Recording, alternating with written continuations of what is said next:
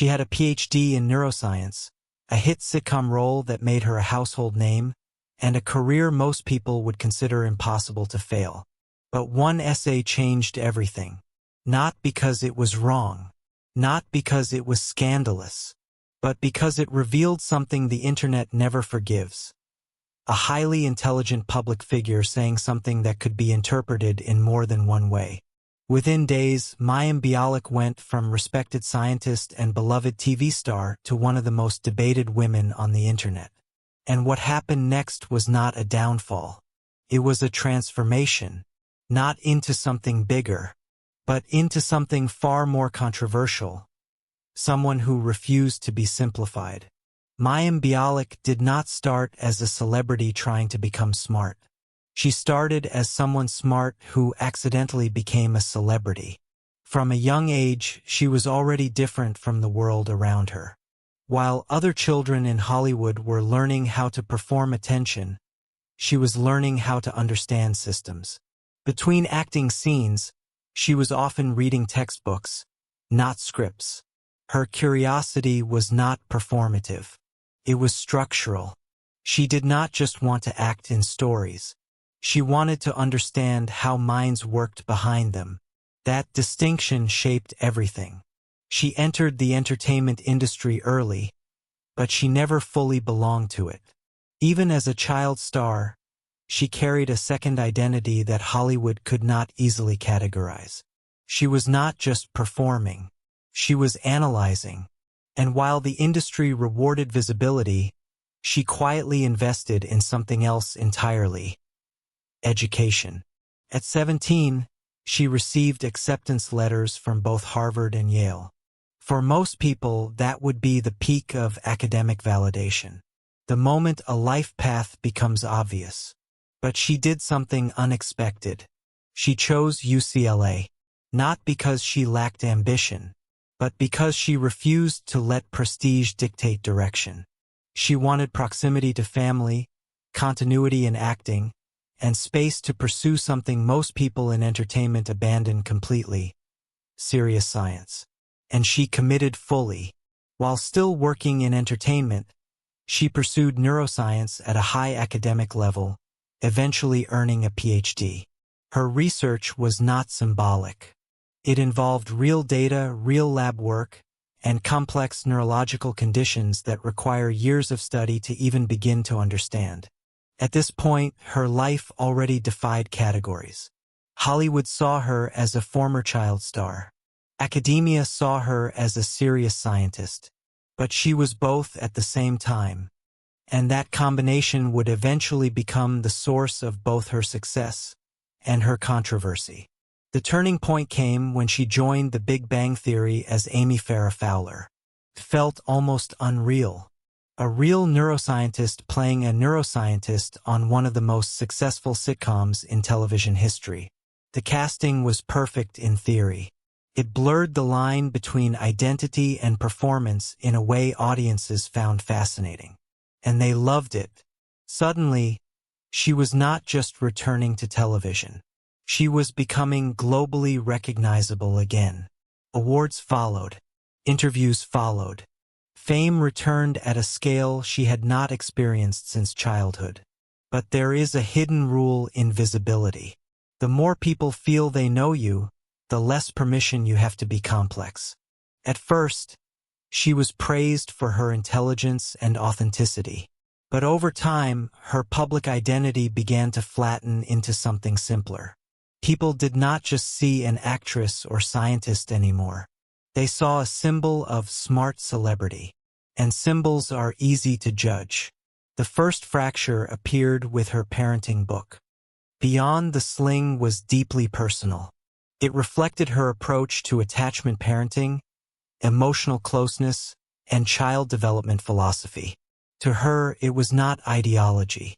It was lived experience combined with research interpretation. But the internet does not process nuance well. What she saw as thoughtful parenting philosophy became a public debate. Supporters defended her. Critics attacked her. And within days, the conversation stopped being about parenting entirely. It became about her. And once that happens, every future statement is no longer read as information. It is read as evidence.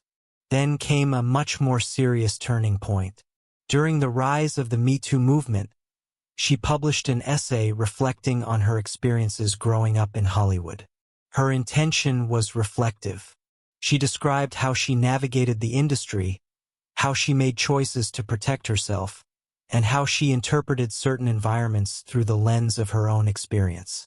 But the internet does not read intention. It reads interpretation.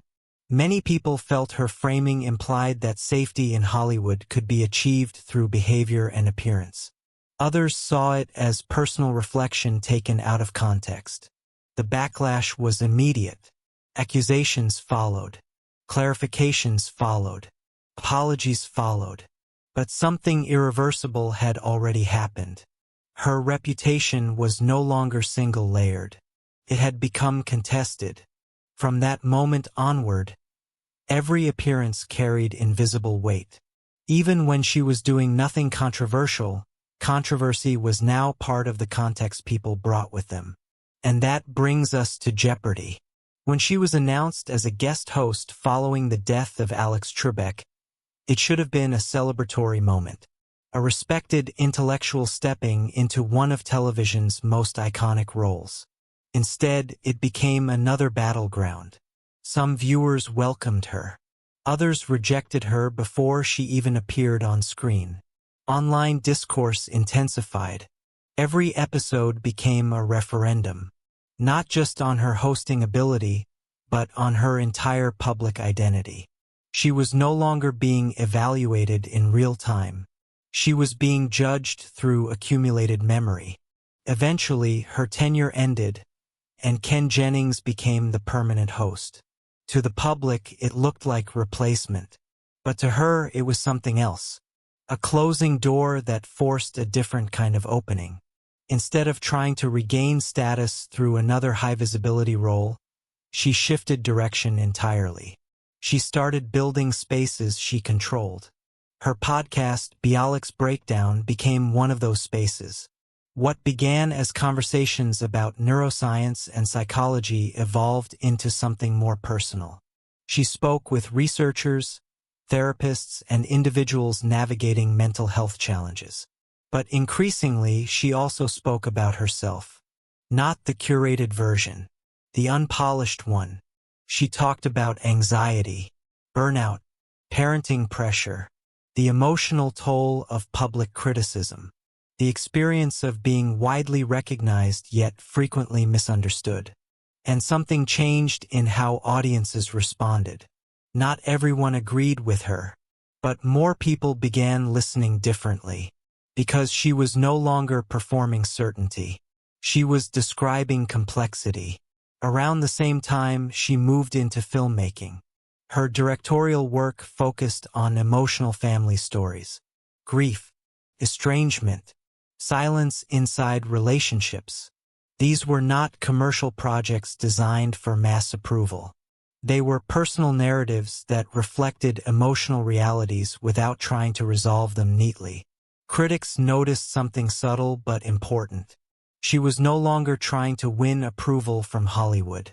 She was trying to express something honest enough that approval no longer mattered. And that is where her transformation becomes clear. It was not a comeback. It was a withdrawal from dependency. Then came another public moment that reignited discussion. In 2025, she wrote about her experience with GLP-1 medication under medical supervision. She described severe physical reactions, discomfort, and the reality that medical outcomes are not universal. Not every treatment works the same for every body. But what made the essay powerful was not the medical detail. It was the framing. She did not claim universal truth. She claimed personal experience. And in doing so, she highlighted something the internet often ignores: the gap between success narratives and individual exceptions. The response was immediate. Some praised her honesty. Some debated her conclusions. Some criticized her perspective. But almost everyone engaged. And that is the pattern that defines her career now. She does not disappear.